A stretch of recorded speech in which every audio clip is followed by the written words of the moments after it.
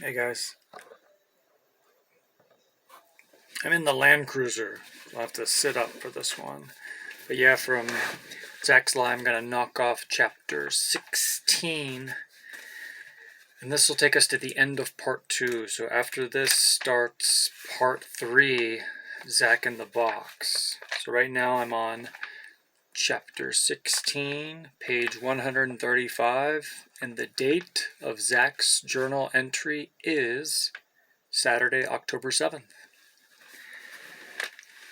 So it says, I'm at Sam's building. Cataline just brought lunch over to me and said she would be right back, so I thought I'd take a few minutes to write some things down. Journal number 5 is just about used up, and it's my last one. I doubt I'll be able to find another one like it here in Elko. Maybe Mom can find something similar in one of the retail catalogs she's constantly poring over. I've gotten most of the sawdust out of the building. This morning Sam supplied me with paint, drop cloths, brushes, and rollers. Then he went over to the bookstore. I haven't been there since they started, but Mom says the shelves are up and it's beginning to look like a bookstore. Someone from the hotel left for the mountains this morning to pick up Benat. He had sent word that he would come down for a week under the condition that Sam, Cataline, and I take him back up and spend at least another night in the mountains with him. I'm looking forward to it. So the Grangers have settled into their new lives. 10 days ago, I would not have believed this was possible. The only thing we're missing is Dad. Last night I asked Mom how she thought he was doing. She said she hoped he was okay, and I asked her if she thought they would let him out. She said that even though he's cooperating with the DEA, there was a good chance that he was going to serve some time. But the most important thing was that he is safe where he is. I asked her what would happen after he got out. Would he join us here in Elko? And she said she didn't know and went into her bedroom. Dad really screwed things up for us, but I sure do miss him. Cataline came back into the building. Zach wiped the tears away with his shirt sleeve and put the journal into his backpack. Is everything all right, Zach? He looked away. Yeah, no problem. She sat down next to him. I've been meaning to talk to you about something, she said. Go ahead. When we were up in the mountains, I asked you about your family and what it was like in Portland. And I was trying to learn something about you, but every time I brought the subject up, you changed it. Well, Zach didn't want to lie to Cataline, but couldn't tell her the truth. Look, he said, we had some very rough times where we used to live, and I'm trying to forget them. If it's all the same to you, I would like to leave the past where it belongs and get on with my life here in Elko. I hope that's okay. It's a pretty good answer. I like you, Zach, and I want to know you better. It's very awkward. I like you too. He took her hand. Someday, maybe I'll tell you about it. But for now, let's just leave it alone. Okay. Besides, Zach added, curiosity killed the cat. Very funny and not too original either. She punched him in the arm. What can you expect from a guy who's been breathing sawdust for a week? Zach jumped off the bench. Speaking of which, I'd better get back to work. I'll give you a hand for a while. I don't have to start in the kitchen for another hour or so. He handed her a roller. Sam wants everything white, including the ceiling.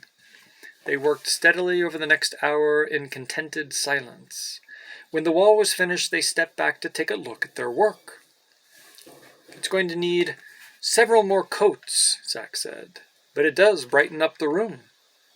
After you're finished painting, what do you think Sam will have you do next? I don't know. The painting is going to take a long time.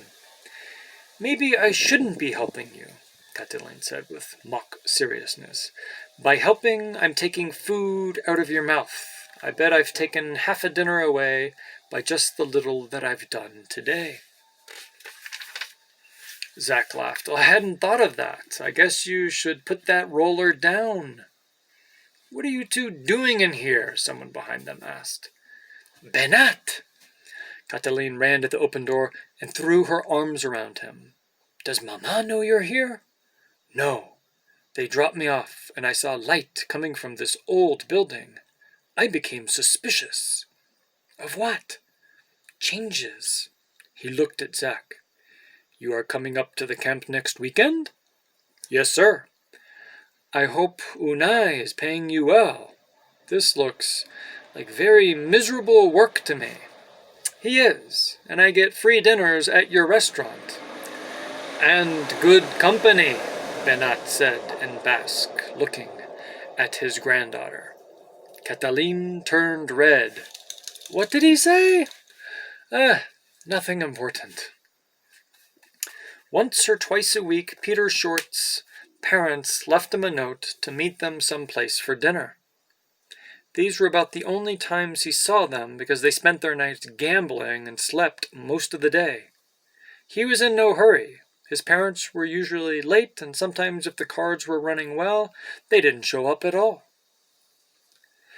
If the cards were running well, meaning they're gambling, they're in the casinos, they're playing cards, blackjack, all of this stuff, bad stuff.